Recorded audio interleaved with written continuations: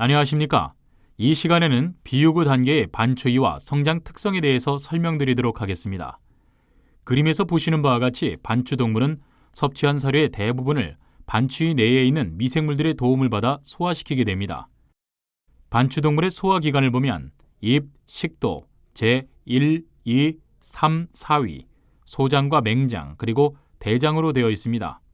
사람이나 돼지, 닭과 같은 단위 동물들은 위가 한 개로 구성이 되어 있는데 반추동물은 4개의 위로 구성이 되어 있습니다. 먼저 먹은 사료를 입에서 소화시키는데 반추동물인 소는 앞니가 없이 입술과 혀를 이용해서 사료를 절단합니다. 소가 사료를 씹는 것은 삼키기 좋게 만들기 위해 크기를 작게 하고 잘 넘길 수 있도록 침을 발라주기 위해서입니다. 단위 동물에게 있어서도 침이 중요하지만 반추동물에게 있어서 침은 매우 중요한 역할을 합니다. 앞에서 말씀드렸던 것처럼 삼키기 쉽게 윤활제 역할을 하고 반추위에 있는 미생물에게 필요한 영양소도 공급하며 미생물이 싫어하는 산을 중화시켜주는 등 많은 역할을 합니다. 다음은 소장에서의 음식물 소화입니다. 소화라는 것은 먹은 음식물이 우리 몸속으로 흡수될 수 있도록 잘게 부수어주는 작용입니다. 주로 소화 효소에 의해서 소화가 일어나는데 위에서는 단백질이 주로 분해되어지고 나머지 전분류의 탄수화물, 단백질, 지방은 주로 소장에서 분해되어 소화관으로 흡수됩니다. 하지만 소가 주로 먹는 풀은 섬유소로 구성이 되어 있는데 이 섬유소를 분해시킬 수 있는 셀룰레이즈는 일반 포유동물의 소화기관에서는 분비되지 않습니다. 그래서 소와 같은 반추동물은 이러한 섬유소를 소화시키기 위해서 어릴 때 반추위에 미생물을 넣어서 이러한 풀을 소화시키게 합니다. 이런 이유로 해서 소와 미생물은 공생관계에 있다고 하는 것입니다. 이와 같이 작은 미생물이 사료를 먹게 되는 것이기 때문에 소사료를 만들 때는 미생물들이 잘 자랄 수 있는 영양소를 고려해야 하고 스트레스를 받지 않게끔 산도 조절 등에도 신경을 써야 합니다. 소의 제1위와 2위를 합쳐서 반추위라고 하는데 이 기관은 미생물들이 살면서 소가 먹은 사료를 소화시키는 발효통이라고 할 수 있습니다. 제1위는 반추위 전체 용적의 80% 정도를 차지하고 있고 여기에서 살고 있는 미생물들이 분해한 발효 영양소물이 흡수되는 곳이기 때문에 유두돌기의 표면적을 넓히는 것이 중요합니다.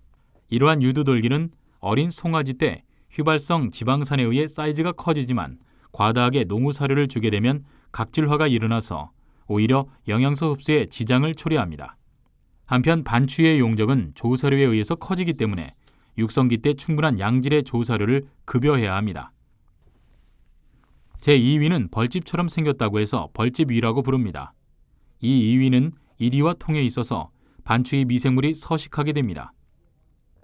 이 제2위 벽은 벌집과 같이 두꺼운 채 모양의 근육질 벽을 갖고 있어 이물질이 하부기관으로 넘어가지 못하도록 걸러주는 채 역할을 합니다. 제3위는 천엽, 겹주름위라고 부릅니다. 꽃잎이 여러 겹 둘러싸인 모양을 갖고 있다고 하여 천엽이라고 하는데요.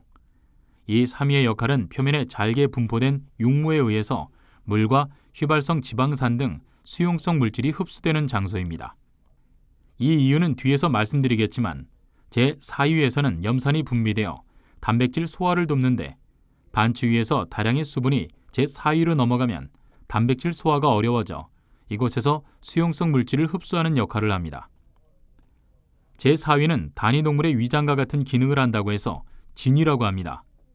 주로 단백질 소화액과 염산이 분비되어 단백질을 분해하며 반추위에서 성장한 미생물 단백질이 이곳에서 분해되어서 소에게 중요한 단백질 원료로 공급되어집니다.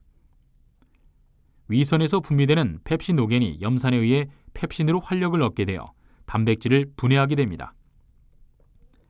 이 화면은 소의 소화기관과 반추위 미생물에 의해 영양소가 이용되는 것을 보여주고 있습니다. 앞에서 거듭 설명드렸듯이 소의 위에 있는 미생물을 얼마나 잘 키우느냐가 가장 중요한 포인트입니다. 단위동물은 옥수수와 같이 쉽게 분해되는 농우사료를 섭취하게 되면 소화기관에서 포도당으로 분해 흡수되어 에너지로 쓰이는 반면에 반추동물은 우선 미생물이 에너지로 사용해서 휘발성 지방산이나 젖산을 만들어내고 이것이 흡수되어 포도당으로 만들어집니다. 이 포도당이 에너지나 근내 지방으로 축적이 되는 기전을 갖고 있습니다. 이 과정에서 산이 생성되는데 미생물은 이 산에 의해서 성장이 억제되어집니다.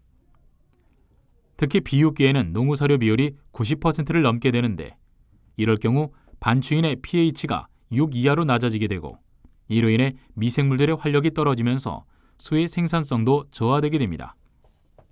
이러한 산을 중화시킬 수 있는 중탄산염이 침에 함유되어 있어 침의 분비가 매우 중요한데 이는 조사료의 급여량과 비례합니다.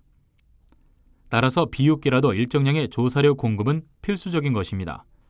이상과 같이 비육기의 사양 관리에 중점을 둔 반추동물의 소화 생리에 대해서 설명드렸습니다. 감사합니다.